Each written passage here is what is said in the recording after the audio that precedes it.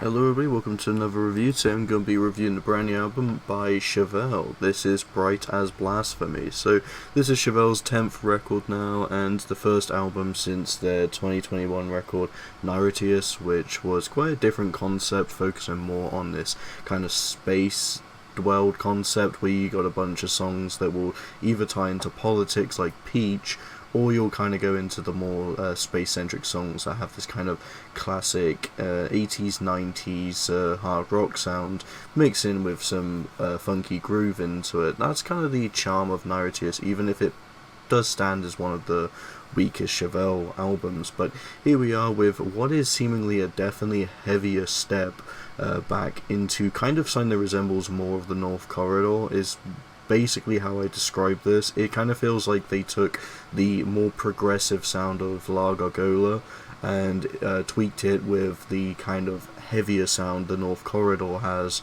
especially with the album not really having many catchy hooks, similar to North Corridor. So we're going to be going through this one track by track because I've been looking forward to this one. Chevelle's is definitely one of my more recent favourite bands, and I have absolutely had a blast with their albums.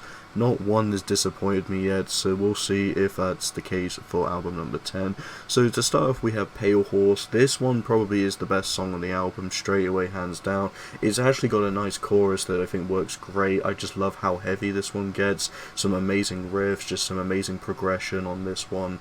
Amazing opening track. They've always kicked out the park with some good ones, like Family System, for example, being one of my favourites from Wonder What's Next. There's a lot of charm into Pale Horse. I think this one also has some of the better writing as well, so it feels like they wanted to kind of start this one off with probably the best song on the album, at least in my opinion. Then we go into the first single, Rabbit Hole Cowards Part 1. So we had Part 1 and Part 2 as singles, and in my opinion, Rabbit Hole Part 1 is a stronger part to it, in my opinion. I think it's a nice song. It doesn't really do anything that's unique for Chevelle. It just kind of feels like a standalone song that we've heard before, something that you could probably hear on the North Corridor, but it's nice to kind of see that it's still got the consistency on what makes it work. I wish it was a little heavier, but that's kind of why Part 2 exists, because there's more heavy onto that one. But Part 1 is nice. I don't think it really has anything noteworthy. I just think it's a nice song. That's pretty much it. Jim Jones Cowards Part 2, probably my least favourite song on the album. I just wasn't really that big on Part 2 when it came out. I felt like this just kind of had some weird structures. It didn't quite flow as well as Part 1 did, and it's probably one of the least memorable songs. Even as a single, and I've listened to it a bunch, I find a lot of the newer content to be a lot more standout and memorable and at least fleshed out. Yeah, I just feel like this one could have been a lot better or a lot stronger. Hallucinations is interesting. It's kind of a more slower groove. It almost tries to tweak into the sludge sound if they're going for this kind of slower aesthetic, but it kind of makes me think that they are mixing a little bit of stoner rather than sludge, because sludge is not really something I could see with Chevelle doing. But they could also do it, because, I mean, prog metal was not really something I thought the band would kind of want to dabble in, and look at them now. This is probably one of the most proggy albums they've had, especially with the riffs and the instrumentation on this. But yeah, Hallucinations is good. Nothing crazy, not really anything that will hook you in until you get to the core meat of the record, because while we have had an amazing start, kind of dips a bit with the Part 1, Part 2, but yeah, we're going to be getting into the proper meat when we get to Wolves, Love and Light. This is definitely where the heaviest side comes out. One of the heaviest Chevelle songs in such a long time. It, matter of fact, probably rivals anything from the last record in terms of aggression. I love this one. It's menacing, and it definitely fits the name of the song, Wolves. So yeah, not surprised that this one was absolute killer. Pretty good song. Karma Goddess, I love this one. Just got some great vocal deliveries. I think the instrumentation is very nice on this. It just has this it definitely feels like one of the more proggy songs for me. I don't know why. It just kind of has this very interesting riffs that I wouldn't imagine Chevelle using. It kind of feels like a song that I couldn't see him doing, but they managed to make it work, and I love it for that. Karma Goddess is amazing. Blood Out in the Fields, kind of the slower song on the album. I mean, Hallucinations is kind of the slow in general. This is probably more of the softer one, and it's good.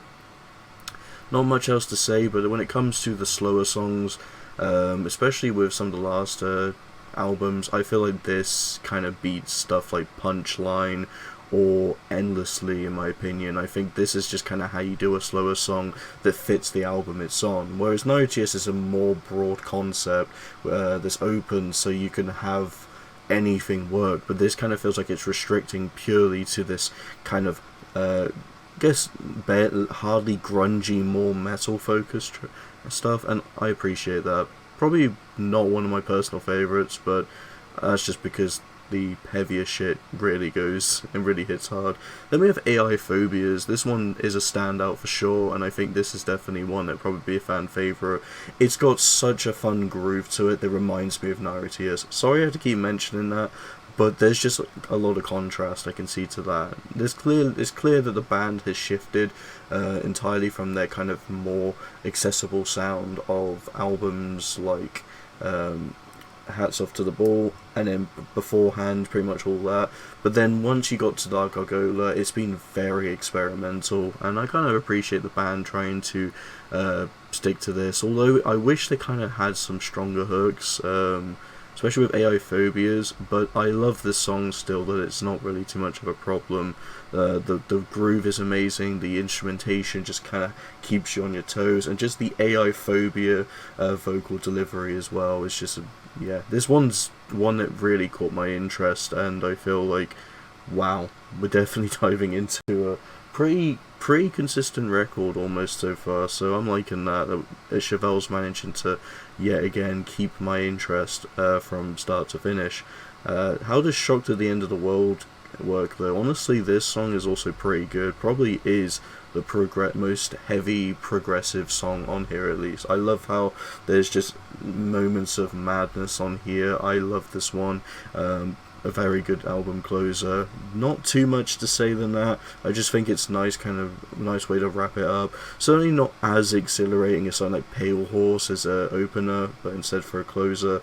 But yeah, it's really good, and I'm actually surprised that the Chevelle album, which I had a little bit of doubt with, managed to exceed my expectations to be quite a fun record. And the only doubt was just that Rabbit Hole and Jim Jones, like, Rabbit Hole's good, but I wasn't that impressed with it, and Jim Jones was kind of a hard listen, and I think it's a fine song, but certainly not one of the band's best by far. But then do you actually get the whole record delivered to you, and it's like, I like it. I feel like this kind of makes me appreciate these songs more. I like the fact they've had a part 1, part 2. It's quite nice, and the whole track list as well. There's a lot of fun to be had with it. I kind of wish the band would be a little bit more kind of, I guess, catchy in a way, because Chevelle, some of the best material in my opinion is Wonder What's Next, This Type of Thinking, and Venusera, where it comes to having a lot more of this kind of punchy, catchy groove into their more like post-grunge, hard rock, alt new metal sound that they've had, and I appreciate that. It feels like the band's really trying to embrace the more proggy aspect, especially since that they're a band that got big through a certain sound that Tool performed on 1 or 2 tracks. So it's like, I like how Chevelle's kind of dived from that point and managed to turn it around to really bring back some more of those elements. But this album is actually surprisingly good, and I did not expect it to actually be as good as it was. I feel like it's certainly an improvement over Naira TS, which, while I think that one might have a few songs that could be higher highs, actually maybe not. I think Pale Horse kind of dominates the whole record, but I do like the previous album as well. Tracks like Peach, Self-Destructor, Pistol Heels, as I mentioned, kind of with the more 80s rock. There's a lot of good stuff on there. I think it's Pistol Star now I think about it, but doesn't matter. I feel this is kind of like the North Corridor Part 2, but the good thing about this, I feel like North Corridor has some great stuff. This feels like an improvement on that record, so if anything from the last couple of albums, this is probably, in my opinion, Chevelle at their best. I feel like there's definitely not the classic iconic factor that they want to bring. I just kind of wish the band incorporated some of their earlier sound, but if you want to keep exploring this way, I can definitely get that. I feel like it will be a sound that'll get a bit stale though, And that was kind of my worry about this record, but as a whole, I think it's pretty good, and what they deliver here is very good. So probably, in my opinion, the best album we've had since La Gargola. So that's what I have to say. I'm going to give this one a good old 3.5 out of 5. So I hope you all enjoy, thank you so much for watching, and see you in the next video.